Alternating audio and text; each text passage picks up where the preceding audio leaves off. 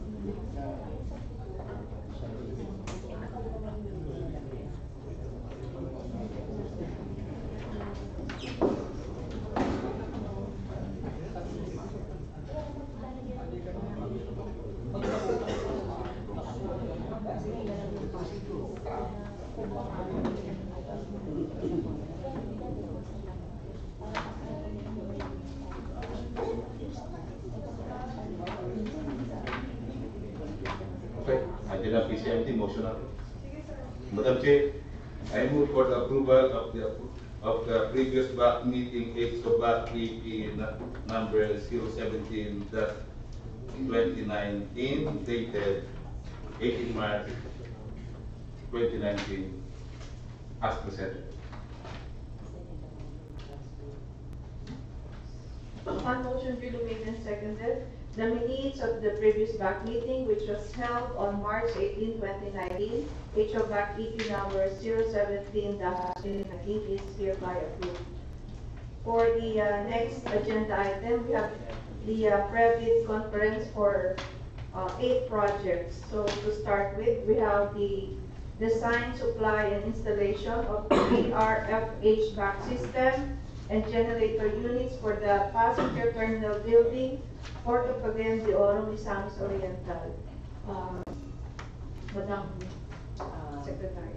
As a backgrounder, for the design, supply, installation of the HVAC system and generator units for the passenger terminal building, the approved budget for the contract for this project is 106,775,507.59 with a project duration of 120 calendar days.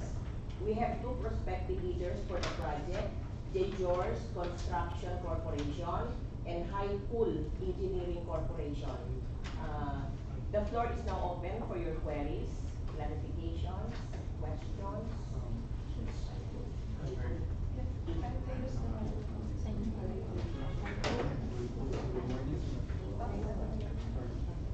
Good morning, back chair. My company would like to ask, since the company the part of it po is design, so pwede mo ba kayo mag-offer ng ibang design that will fulfill the cooling requirements of the building na hindi po necessarily VRF system yung gamitin?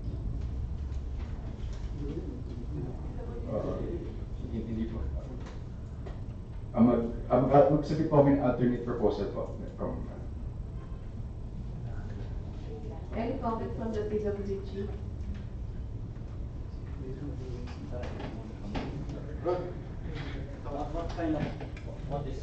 What specific system are you going to intend? ang plans ko lang is water-cooled package na screw compressor po. Bali package type po, air cooling po siya.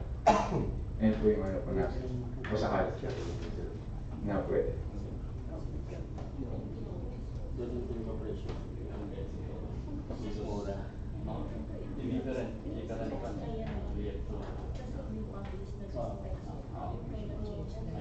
Ay, hindi po Hindi nila. po pwede dahil we have budget. Kung mag-bibid ka dito, it should be same apple to apple. Ay, okay. Thank you, sir. So, fair enough. We have already, we have the ABC based on the specs that we have to provide, so we can no longer change whatever is in the specs because that's the basis of the approved budget for the contract. Okay, sir. Ay, so, ang wala pong way po para mag-give ng, ano po, tawag dito? Alternate proposal po, or alternate proposal? Tsaka nakapatayo yung building, di ba? Pero ano yung status ng building? Almost 95%. Yun yung isang problema yung pag tapos ng building yung sasalpa kaya naka-design yung sa magkaroon pa kami ng mga changes sa isma. Kasi, understood. Thank you, sir. Thank you. Thank you, Pak. Any other comments, Procedure. We have represented any clarification? Wala. So can we now move on to the next project, which is the construction of RC pier, platform, and lower ramp, Port of Bansub, Oriental Mindoro. Madam Secretary. The ABC for the project is 36,719,351.09 with a project duration of 270 calendar days. We have one prospective bidder for the project as of today, Orient Star Construction Incorporated, represented by Mr. Almero. Yes, any question? Wala daw po. No question? Okay. So for the next project, we have Kapinpin Port Expansion Project for Kapinpin, Barangay Buhangin in Orion, Bataan. The approved budget for the contract is 242,083,059.50 with a project duration of 510 calendar days. We have several prospective bidders for the project. We have J.E. Banalo, no representative, Goldridge Construction and Development Corporation, no representative, Lackwell Construction, we have Del Rosario Roy, from SB Construction Corporation, HG3 Construction and Development Corporation, and Southwest Construction and Development Corporation. So, the floor is now open for your queries, clarifications, questions regarding the PWD. Blackwell Construction, sige po, SB Construction. Good morning, sir. SB po. Good morning, sir. My only clarification based on the bid documents is about the soft copy of the drawing. Soft copy. We just only get the hard copy A1 size. So we don't have the soft copy. We want soft copy for the drawings. Only hard copy. Ano kami ng hard copy, di ba? Apa, Ano saan gagamitin yung soft copy? Sa ano po, for estimating. May nag-issue na kami ng hard copy, di ba? Yun na yung Opo. gagamitin. Kayo na po yan. Alala po kayo ng soft copy. Hindi kami nagbibigay ng soft copy. And other questions for the bid documents is about the BO fund and item 6.01, that is reimbursable item. Yes, sir. Hindi po namin mag-get yung, yung item, kung ano po yung, pwede pong pa-exaggerate or elaborate po yung responsible items. Yung reimbursable items kasi natin, doon sa program mayroong basya, pero ang ano na bibili nyo doon, yung construction na namin. So sila yung mag-provide kung ano yung provide. Yes, sir. Hindi mo mag-get. And para yung item of works ng rebate sa Kasi doon sa ano natin, BOK natin na.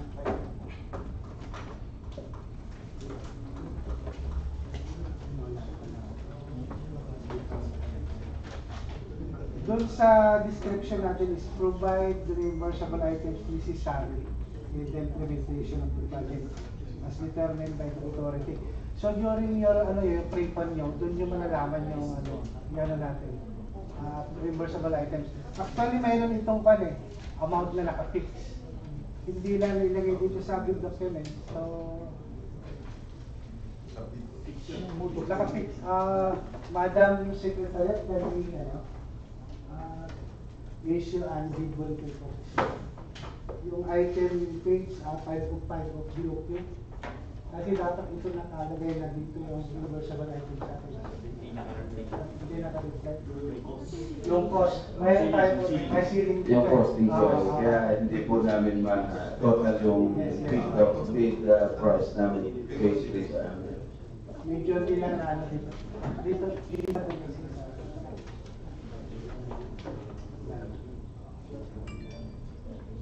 so one page lang naman ito. I think mga 2.5 plus ito eh. Meron tayo na. Pero nasa loob lang pa eh.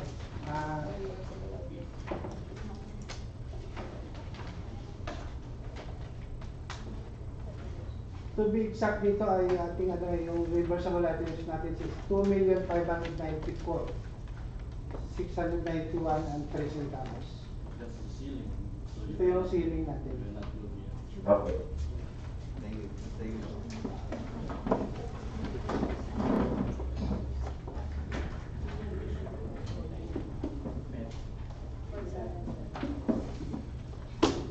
Any other questions from the prospective bidders? Wala na po. Flowell Construction, NAN, HG3, wala, Sunwest, any verification, wala na.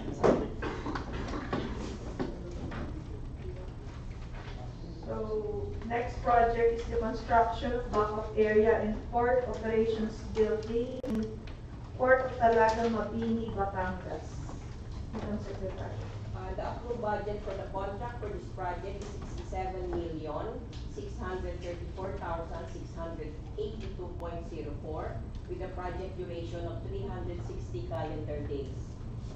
We have prospective bidders, Vinel Belvoir Corporation, RM Manggubat Construction, I Constructions and Developers Incorporated. The floor is now open for your queries, clarifications, questions. Vinel Belvoir Corporation. Wala po. RM Manggubat Construction.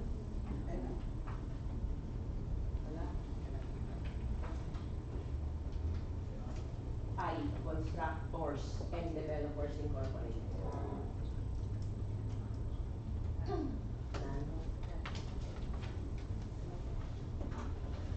Okay, for the next project, which is Cobo Port Development Project for the Cobo Pandan, Catanduanes. The approved budget for the contract for the Port of Cobo Pandan, Catanduanes project is 49,974,613.04 with a project duration of 300 calendar days. We have prospective bidder, BEMCAR, no representative, Tri-X Tower Ay, yung windows na po. Company. Baka ganun din sa system. Ganun din.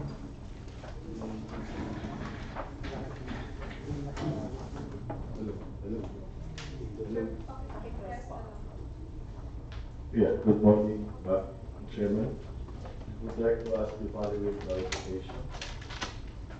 We point out item 1, equipment requirement. Most of the equipment provided in the bid document are old equipment. What about this equipment, particularly on the traction and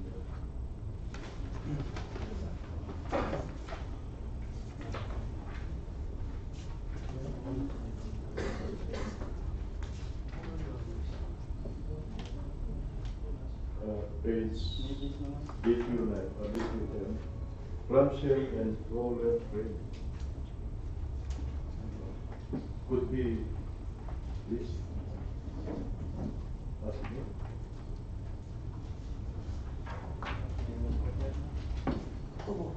That's it. Some other item, payloader, container, controller, transit mixer, or yeah, backhoe, all these. We would like to join in this particular bid. However, we miss this clamshell, roller frame, and yeah, so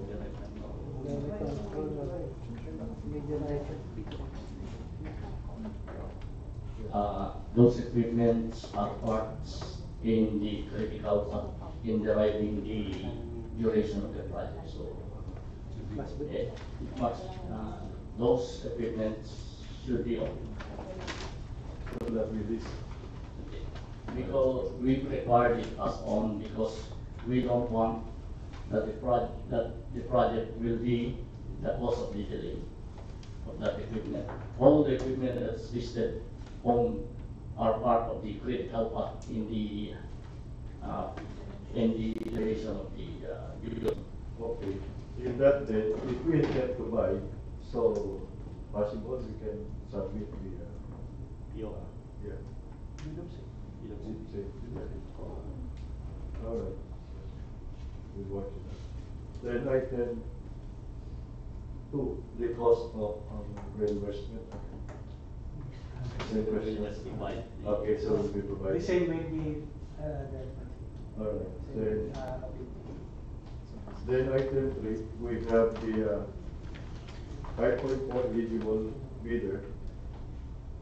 So we have Tri-X and we have experience doing seawall and ship piling along the shoreline.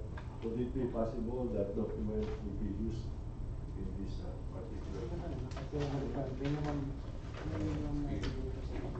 5.4A.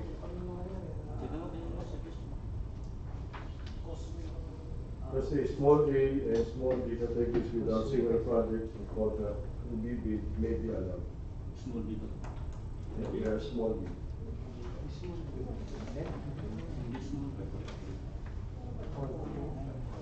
May be allowed. Yeah, medium A, but then if you will read 5.4, item 5.4, page ITV.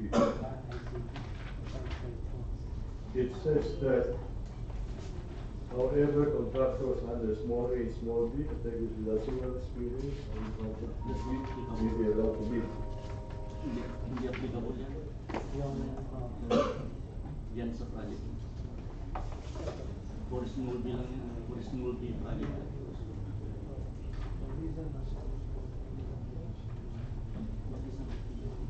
And at least we have 50% also. Hindi applicable yung small B sa project na ito. This is only for small B.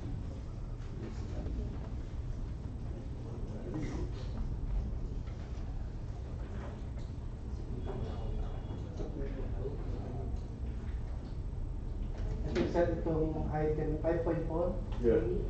hindi ito applicable dito sa project kasi ang inano dito yung small B, ang small projects lang. And our project. Ang project is grade 2A. So, So we ano don't pa rin need- tayo doon sa 50% na experience? No, we did not, we have the experience and we see was the price. And we have the 50% equivalent project. Ano yung Sige. nature, ano yung nature sa experience? Seawall. Yeah, seawall, sea piling, and Environments shoreline. natin, Causeway. Causeway, Hmm. seawall against causeway. What's the component of the seawall, sir? Yung We are talking about rocks. Rocks. rocks. Yeah, Bari size, siguro 250, 300.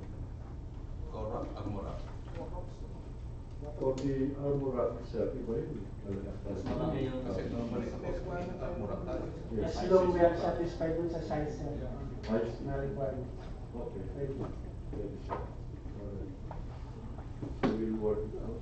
Then the item 4, query, submission of the original copy 1, copy 2. Wala na iba pa. Ano tayo, to envelope tayo. Yes. We have copy original, copy 1, copy 2. No, we have one original and 6 copies. 6 copies, yes. So, Nakalagay po yan dyan sa bid document, sa bid data sheet. okay. I'm really in favor of that. It's not here. So copy 1, copy 2. No, that's the ITB. Is that the complete, that's not the complete bid This is the document? published. Saan galing yan? Saan po? Saturday. May kopya kayo. Wala po. Pwede lang po Wala kayo. pa kayo. Ay, andun po yan. Ito po Ah, yung that's document right. natin. Okay. So, secure mo na. All right, that's all. Thank you very much.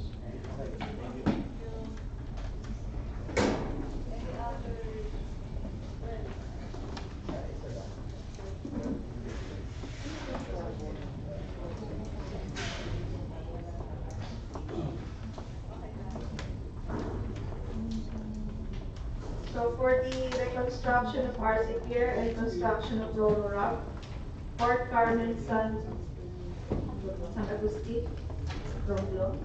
We have no perspective after the project.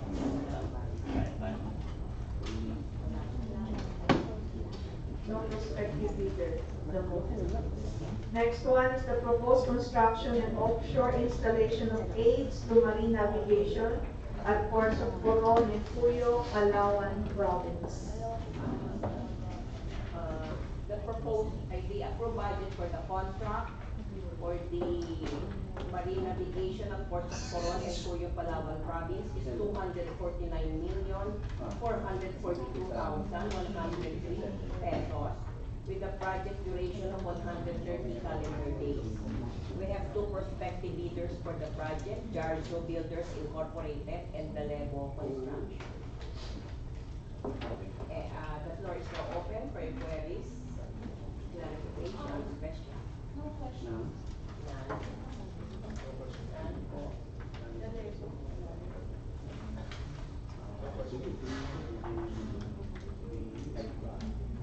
So we move to the last project, which is the proposed construction and offshore installation of aids to marine navigation at ports of Romblon, Ujongan, and San Agustin, Romblon province.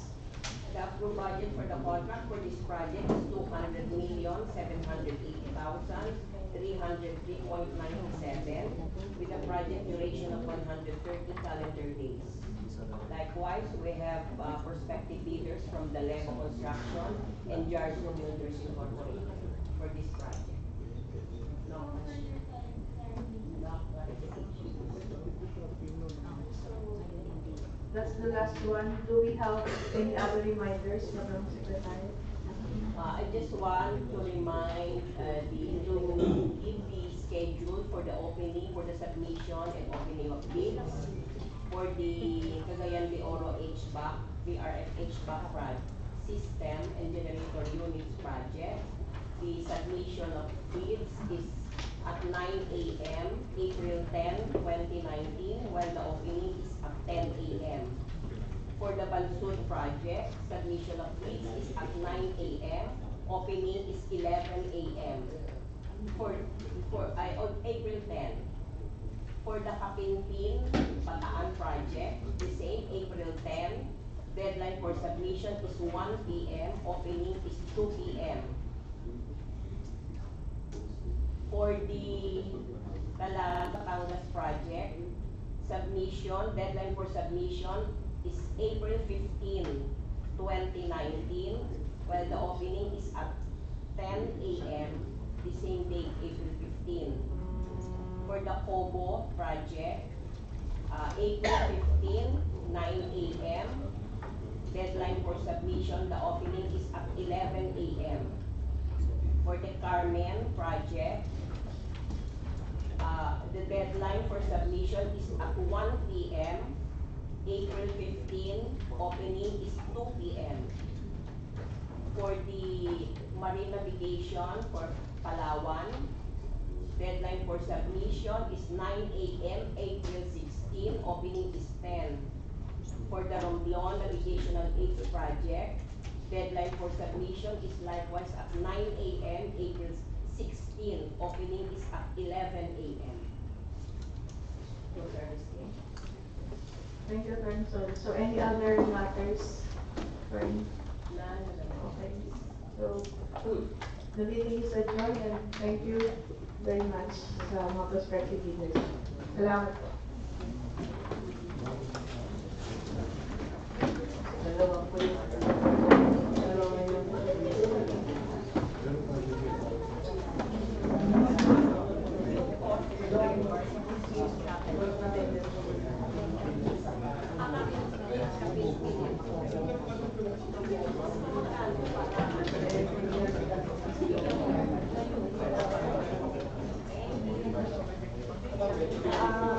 Pwede yung agad yung kailangan. Ibigay sa pa.